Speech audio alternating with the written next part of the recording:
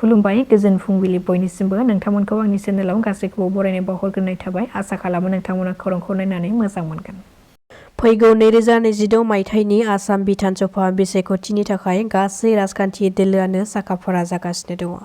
बेनि गेजेरावनो 20 नं बिजनि एलएससि बियाबाव बिजेपि दोलोनिफ्राय बिसायख'थि गेलेनो थाखाय बारग' एमसिएलए प्रभात बसुमतारी बिथाङा टिकेट दाबिदार बिजाथि महरै गसंदों।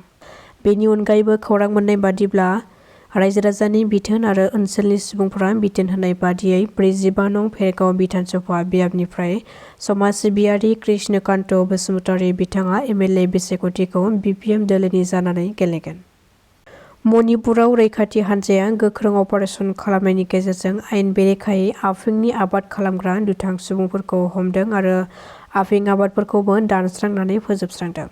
मिथिनो हानाय बादिब्ला इम्फल सानजा जिल्लानि बिबानगिरि महाबली काबुलकुल सासे बे जाथायजों सोमोन्दो थानाय आंथां माया मुंनि सासे सुबुंखौ खायो। पुलिसआ बे सुबुंनिफ्राय सिग्रोमनानै बिनिफ्राय गंसे मबाइल फनखौबो बोखांनो हादों। कक्राझारनि तितागुरियाव थानाय गौरां दैसानि सायाव गोदानै दालां लुफुंनो थाखाय अन्थाइ खाम्फा गायसनदों बिटिसिनि चिफ हाग्रामा महिलारी बिथाङा।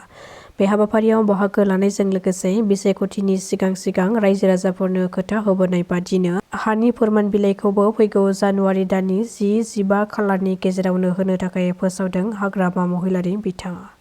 सिसिटुवाजों दाफुंजानाय बोसोनगिरि हान्जाया मैया डक्टर सुहास चाकमा बिथांनि मासि सामलायनायाव गुवाहाटीनि विवेकानन्द इनस्टिट्युट अफ कालचारनि नब्लाङाव आसाम सोरखारनि ग्रुप अफ मिनिस्टारनि रिपर्ट बादियै आसामनि मोनद' हारिफोरनो एसटि मोनथाय होनो थांखि लानायखौ नोजोर होनानै बेनि सायाव गोथौयै सावरायलायनाय जायो।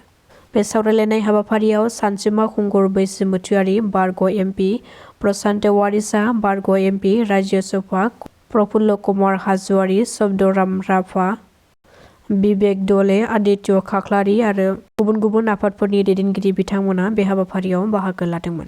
मख'नो गोनांदि बे हाबाफारिनि गेजेरजों सिसिटुवानिफ्राय आसामाव थाखानाय ट्राइबेल हारिनि सुबुंफोरनि रैखाथि, थामोनथा आरो मोनथायखौ गोजोरै गायसनना जोरथाय गोनां खालामनानै लाखिनो आरो आसाम सोरखारनि गिलु-बालु खैसारनिफ्राय बारग'नांगौनि थाखाय जेब्लाबो जुजिलांनो थाखाय गोख्रों थांखि लानाय जायो। जानो गोनां 2026 मायथाइनि आसाम बिधान सभा बिसायख'थिखौ लानानै खुगा बेखेवदों मन्थ्रि उरखावगोरा ब्रह्मआ। बिथाङा फोरमायथिदों दि फैगौ 2026 मायथाइनि बिधान सभा बिसायख'थिया UPPL दोलोआ हारसिङैनो एबा जथाय बिसायख'थि गेलेनायखौ सावरायलायगासिनो दङ। बेखौ जों सावरायलायनायनि गेजेरजों फैगौ जानुवारियाव थि खालामगोन। UPPL दोलोआ सोरखाराव गैयाब्लाबो दासिमबो लोरबां जायाखै। जुदि थांनाय 2020 मायथाइनि भट शेयारखौ बिजिरनानै नायोब्ला BPF दोलोनिख्रुइ UPPL दोलोनि भट शेयारा बांसिन। मानोना BPF दोलोनो मानसिफ्रा जाबादि भट होदों बे मोनसे सायावनो होनाय भटसो। बेखायनो जानो गोनां बिसायख'थियाव UPPL दोलोआ जेननाय आरो फावसायना थानायनि जेबो सोंथियानो गैया होननानै गावनि बिबुंथिनि गेजेरजों फोरमायदों उरखावगोरा ब्रह्म बिथाङा। 26 কাৰণে আমি UPPL যিকোনো পৰিস্থিতিৰ কাৰণে প্ৰস্তুত।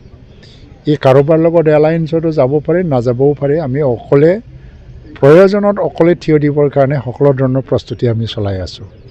যিয়ে নহওক জানুৱাৰী মাহৰ মধ্যভাগ বা শেষলৈকে সকলো কথা স্পষ্ট হৈ যাব আৰু UPPL দুৰ্বল হৈ যোৱা নাই। যদি যোৱা 2020 যিটো ভোট শ্বেয়াৰ যদি হিচাপ কৰা যায়, ভোট শ্বেয়াৰত কি হৈছে BPFতকৈ UPPLৰ ভোট শ্বেয়াৰটো বেছি যদি দলীয় ভোট হিচাপে হিচাপ কৰা যায়। কাৰণ BPFক যিখিনি ভোট দিছে এইটো এটা হাৱা এণ্টি বিজেপি ষ্টেণ্ড লৈ পেলাই সংখ্যালঘুসকলে BPFক মেক্সিমাম ভোট দিয়া আমি শুনিছোঁ। আৰু তেওঁলোকে কিন্তু ট্ৰেডিশ্যনেলি কমিটেড BPF ভোট নহয়।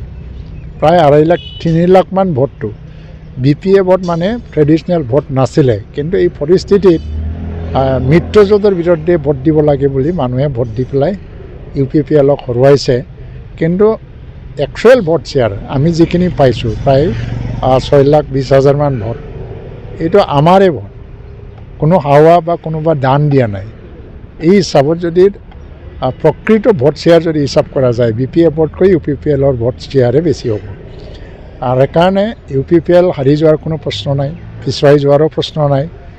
UPPLে নিজৰ মান মৰ্যাদা স্থিতি ৰক্ষা কৰি পেলাই আগন্তুক নিৰ্বাচনতো আগুৱাই যাব।